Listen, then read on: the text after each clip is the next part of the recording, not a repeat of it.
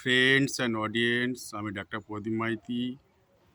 আজ আমাদের সাংসারিক জীবনে কোনো না কোনো সময় কিছু এমার্জেন্সি মেডিসিনের প্রয়োজন হয়। বাড়িতে প্রত্যেকের কিছু ওষুধ রাখা দরকার।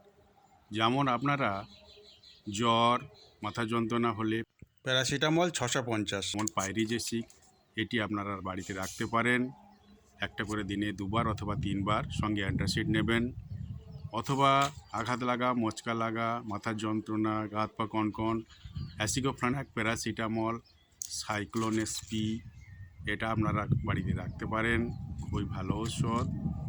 এবং যারা আমরা নিত্য সংসার যাত্রা করি, আমাদের অনেক সময় খাবারে বদহজম হয়, পেট ফাঁপা হয়, ক্ষুধামান্দ হয়, সেখানে আপনারা কার্মোজাইম সিরাপ আপনারা 2 চামচ করে 3বার গ্রহণ করতে পারেন।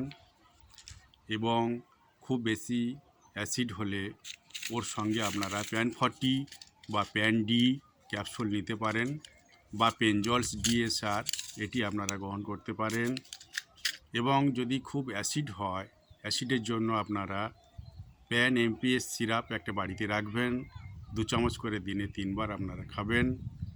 এবং যদি পেটের যন্ত্রণাযুক্ত অ্যাসিড হয়, সেখানে আপনারা প্যান-এমপিএস ও সিরাপটি রাখবেন, এটিও 2 চামচ করে 2বার অথবা 3বার খাওয়ার পর খাবেন।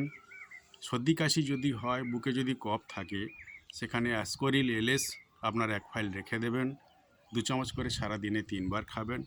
সঙ্গে অ্যাজিথ্রোমাইসিন 500, জিওন 500 বা অ্যাজিথ্রাল 500, এগুলি আপনারা রেখে দেবেন, একটা করে সারাদিনে 1বার, 5 দিনে 5টি। এবং যদি পাতলা পায়খানা, ডায়রিয়া, আমাশা, রক্তামাশা হয়, ট্যাবলেট O2 অথবা অন্টাফ্লক্স ওজেড, এটি আপনারা রাখতে পারেন, একটা করে দিনে 2বার অথবা প্রয়োজনে 3বার। সঙ্গে অ্যান্টাসিড গ্রহণ করবেন।